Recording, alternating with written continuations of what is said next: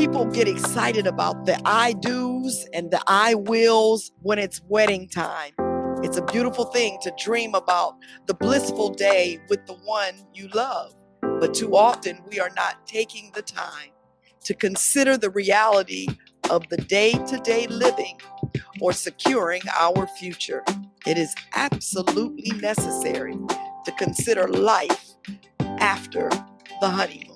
I am Dr. Sabrina Ellis, and welcome to Wife Life, Securing Your Future.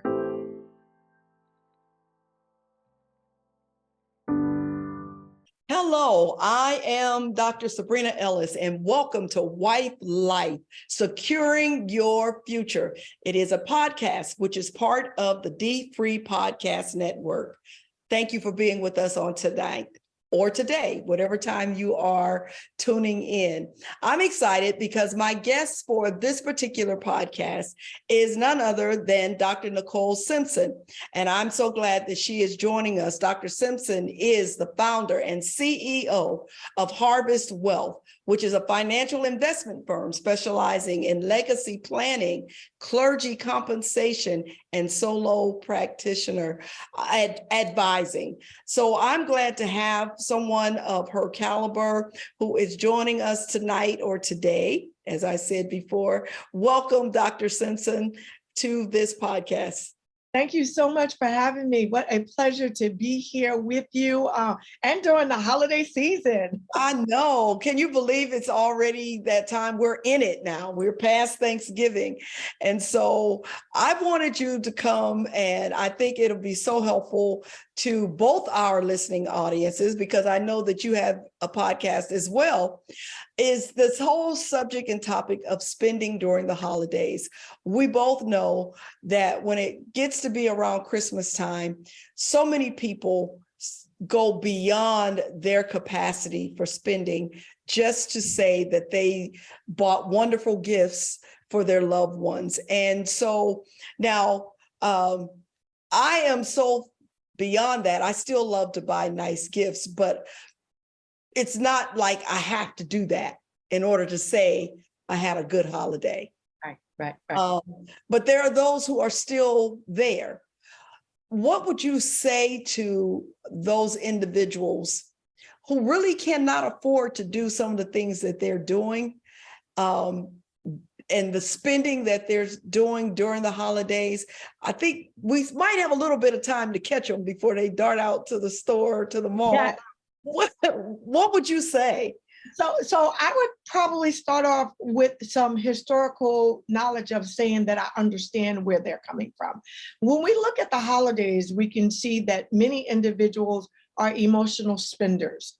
And that's one thing that we don't want to identify. And we equate sometimes gifting with love or the lack of receiving gifts when we were younger. And I'm using the word we intentionally because I remember what it felt like as a little girl not having anything under the Christmas tree.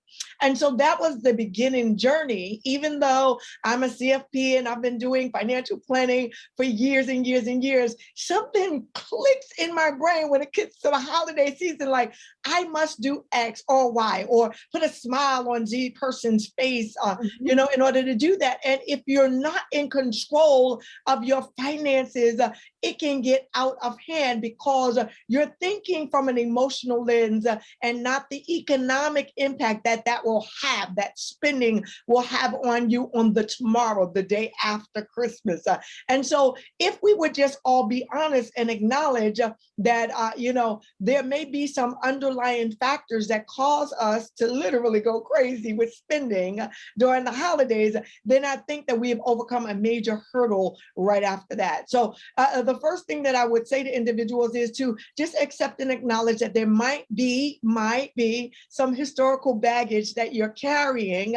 And now that we've gotten through that, how do I accept it and then overcome it? Because my money is funny and my change is strange and I can't afford this holiday season. Right. You understand what I'm saying? Right. When we get there, it's always good, and people don't like this, but this word all year, so I know they're not gonna like it during Christmas time. We ought to budget for the holidays.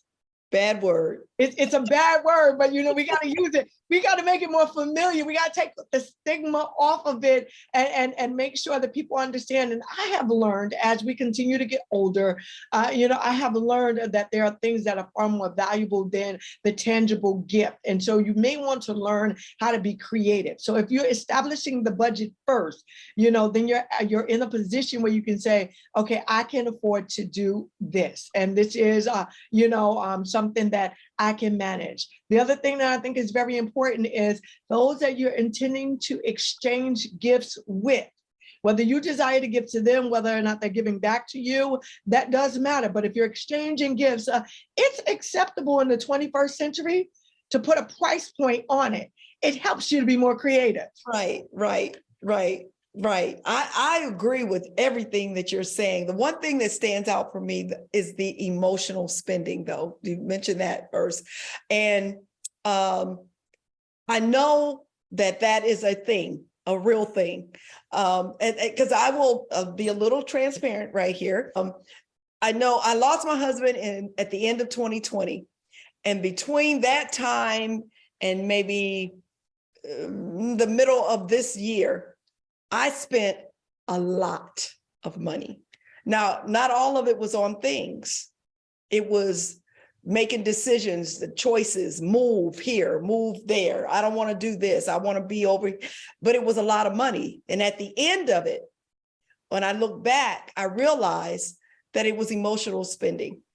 It was the grief process. I didn't care at the moment. But here's the other thing, and we talked about this before we got started. I had it to spend. So there's this thing that people do, is they spend what they don't have because they have a credit card or they have access.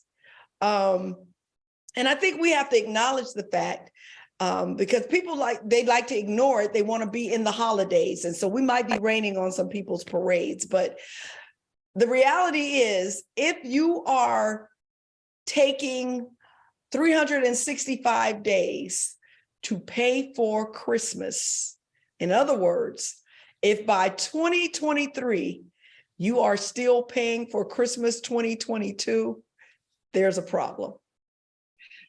So if we were to just hone in on the emotional spending, since we're there for a moment, and I think that we might be able to help people and still allow them to enjoy the holiday season with their acknowledgement and really unpacking, what that brings to the table. When people are doing the emotional spending, all logic does go out the window. And so they'll turn around and they'll say, okay, I'll catch up. I have a financial plan or a budget that I'm establishing in the following year. And then they'll go, okay, well, when I get my income tax return, I'm going to take care of it then. And then they'll go, okay, so I'm trying to work throughout the summer and I'll take care of it then. And then voila, there goes those 365 days out of the year that really pulls from people in. And when we understand that the holiday season does bring on some level of calamity if you've suffered some level of loss.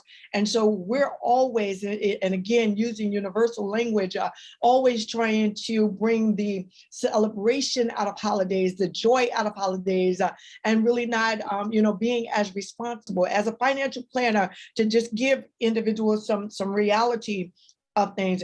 There are certain times of the year that as a planner, I understand that people are more committed to withdrawals than deposits, right? And so that sounds very simplistic, right?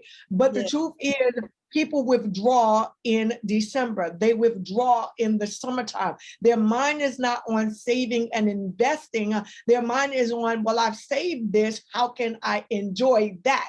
And so when we recognize the seasons of withdrawals as opposed to deposits, then we concentrate on depositing more so that we can handle and manage the withdrawals. So if someone is really committed to having an enjoyable holiday, and ensuring that they are not going out of budget or spending money that they cannot afford to spend, I invite or encourage you to focus on, how do I make a universal deposit enough over the year so that when it's time for me to live life and not have any regrets in a withdrawal season, I have something to withdraw. It's very important because we as believers understand that in our own faith walk.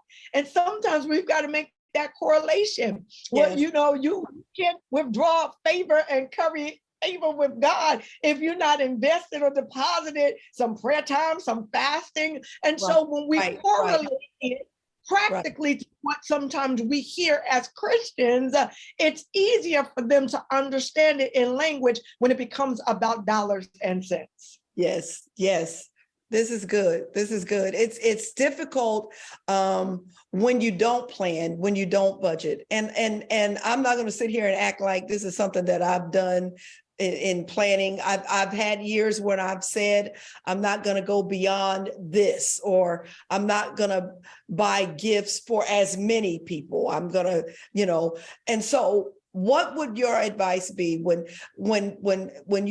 you're talking to individuals who may not be accustomed to budgeting or may never have ever set a budget, but they want to kind of scale back a little bit? How do they start? Do they start with scratching people off their list? Or do they go back to reducing the amount that they will spend on each person? What do you suggest? So I had an exercise with a client that I think is so important. I remember one year bringing on someone new into my life, and she was an auntie. And, we know that aunties are individuals that may not have their own children. And so they're that person, that go-to person everyone's expecting.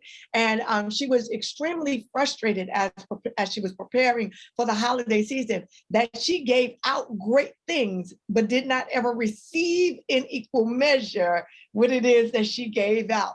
And I seized in the moment to say, let us consider this.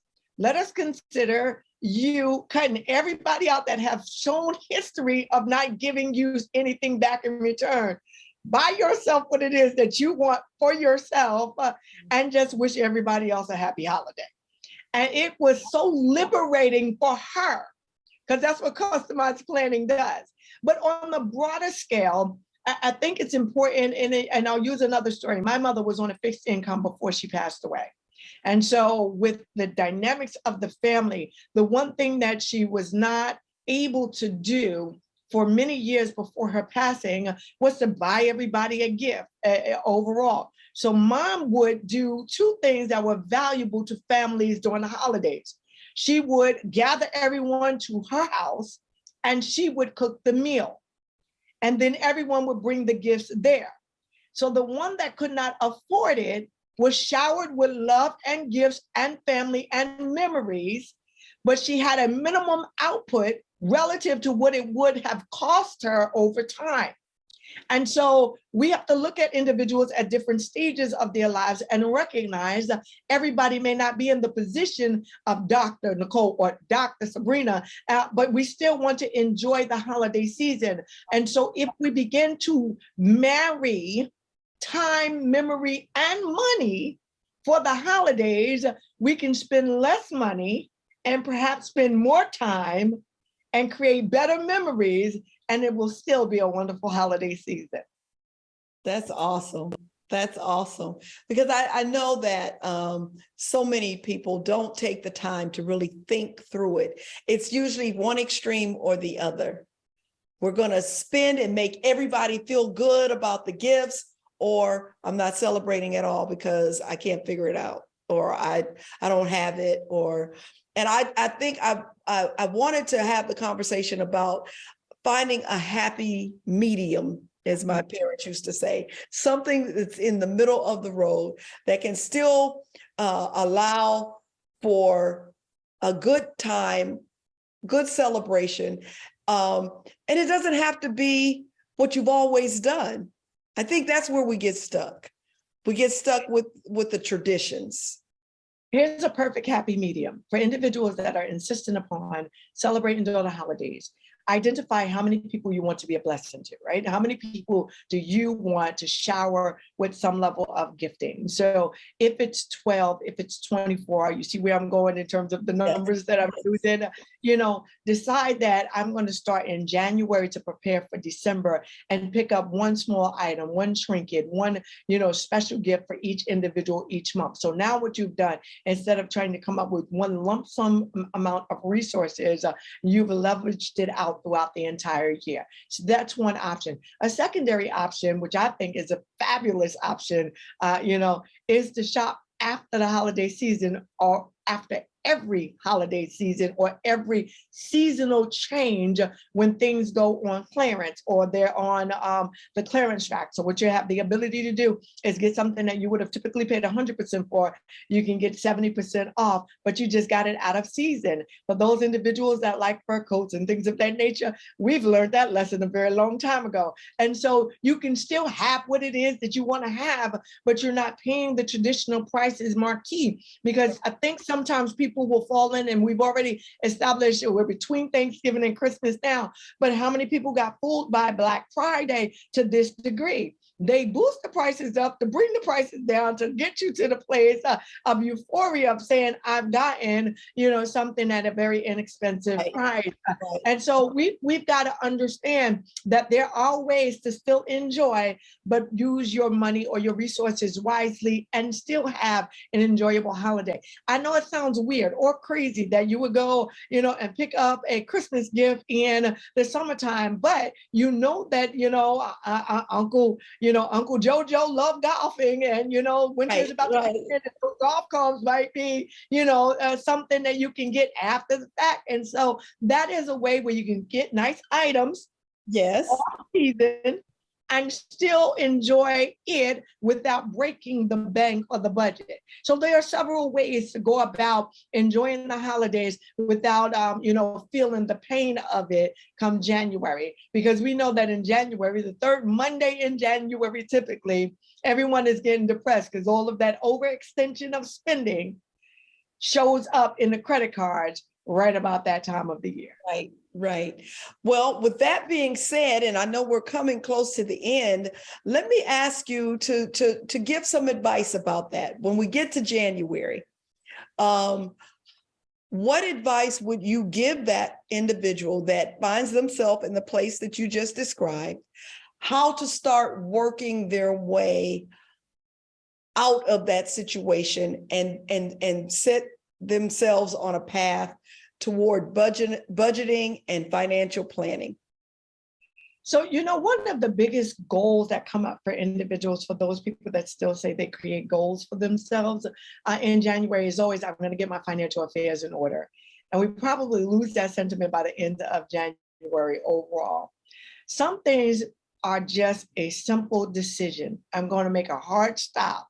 And I'm going to stop spending, and I'm going to move and change the course of where it is I'm trying to go financially. And in doing that, you're assessing where it is that you're standing.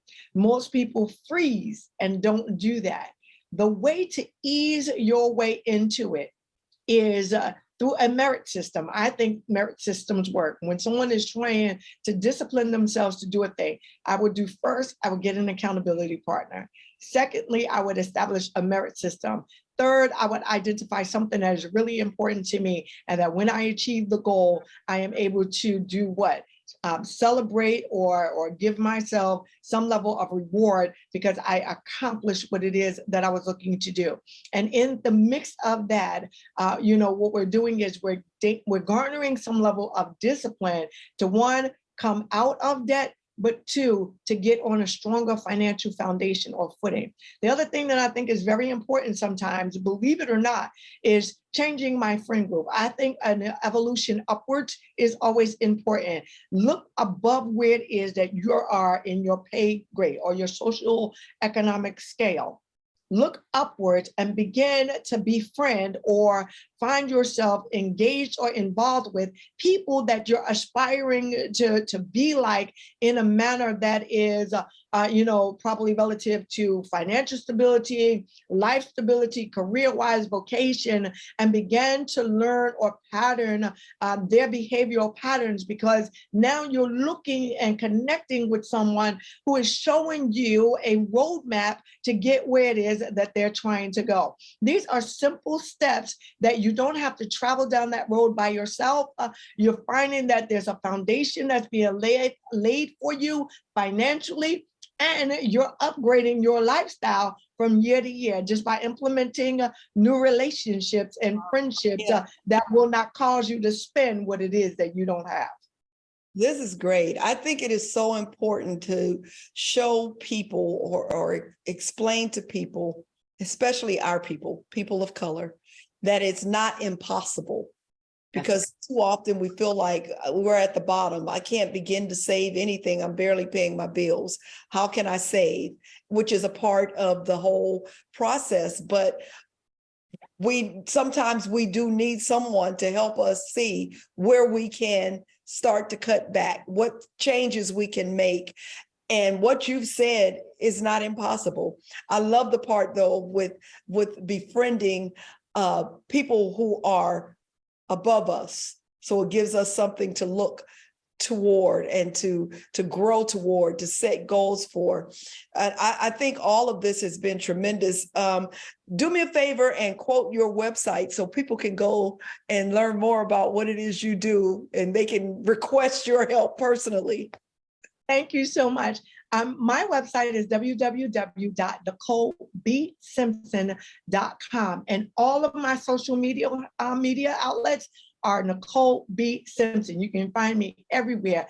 And if you can't find that, just Google Nicole B. Simpson. Thank you for allowing me to hang out with you today. Oh, thank you so much, Dr. Simpson. This is good. This is good stuff. Thank you all that you've been listening, you've tuned in, and you've heard all of this. We appreciate your support. Thank you for following the platform of Dr. DeForest Soaries at D-Free.